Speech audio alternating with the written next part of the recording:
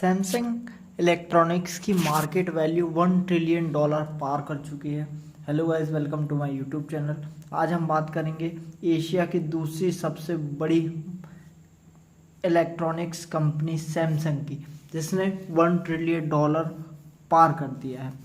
एक और कंपनी है जिसने ऐसा किया है, उसके बारे में भी बात करेंगे। ऐसा करने वाली एशिया की दूसरी कंपनी बन चुकी है सैमसंग इलेक्ट्रॉनिक्स। पहली कंपनी है ताइवान की। एआई चिप्स की मांग से साल भर में शेयर 4 बढ़ा है। आपने देखा, मतलब जैसे जैसे दुनिया बढ़ रही है, लोग टेक्नोलॉजी की तरफ बढ़ रहे हैं। जैसे आपने देखा, भारत में सूरत में पहला बैरियर लेस टोल ओपन हुआ है। तो इन सब चीज़ों में चिप्स का यूज़ हो रहा है, इसलिए चिप्स की वैल्यू बढ़ती जा रही है। साउथ कोरिया की दिग्गज कंपनी सैमसंग इलेक्ट्रॉनिक्स की मार्केट वैल्यू $1 ट्रिलियन यानी करीब 95 लाख करोड़ रुपए की पार हो गई है, जो कि किसी देश की जीडीपी है। आर्टिफिशियल इंटेलिजेंस एआई चिप्स की बढ़ती मांग के कारण दुनिया की इस सबसे बड़ी मेमोरी चिप मेकर कंपनी के शेयरों में पिछले एक साल में करीब 400% की तेजी आई है। बुधवार को कारोबार के दौरान सैमसंग के शेयरों में 15% का उछाल आया है।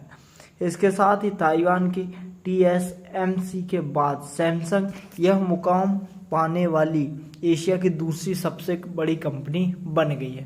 पहला मुकाम ताइवान की TSMC ने हासिल किया। कोरियाई बाजार में तेजी और कोस्पी इंडेक्स 7,400 के पार पहुंच गया। सैमसंग के शेयरों में आई इस तेजी का असर साउथ कोरिया के बेंचमार्क इंडेक्स कोस्पी, मतलब हर कंट्री का अपना एक इंडेक्स होता है, तो साउथ कोरिया का इंडेक्स है बेंचमार्क इंडेक्स कोस्पी पर भी देखा। यह 7,400 के स्तर के ऊपर निकल गया।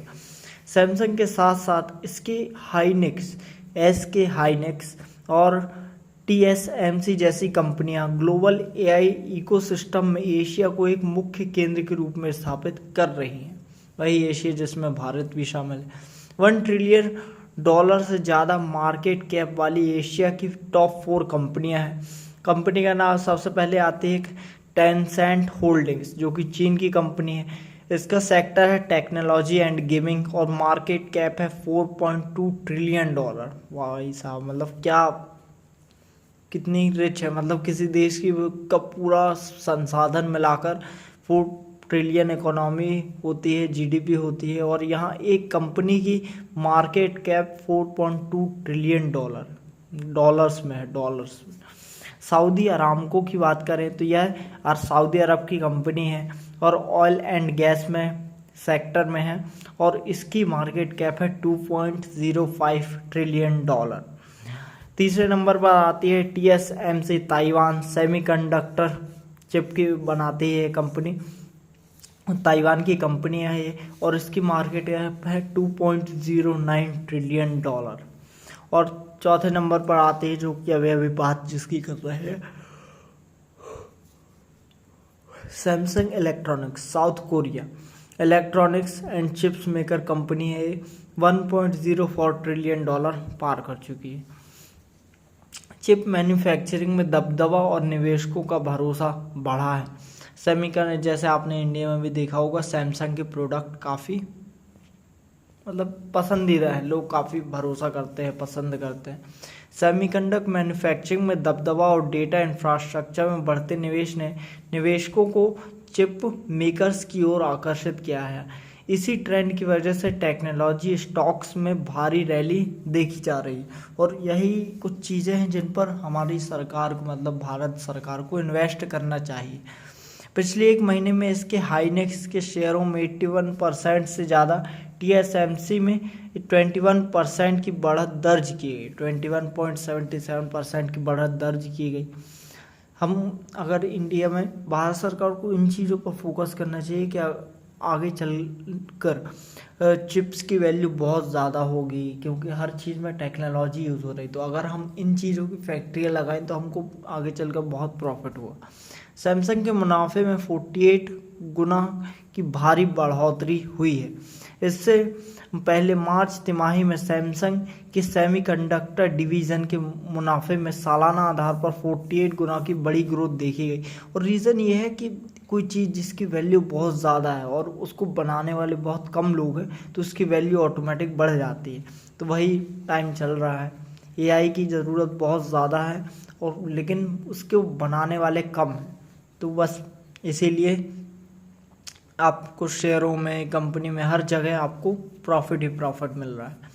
एआई आधारित डेटा सेंटर्स से मिल रही मजबूत डिमांड और बेहतर मार्जिन, यही चीज़ है। मतलब मजबूत डिमांड मतलब लोग, हर किसी को चाहिए, और मार्जिन मतलब बहुत ही कम लोग हैं जो बना पा रहे हैं।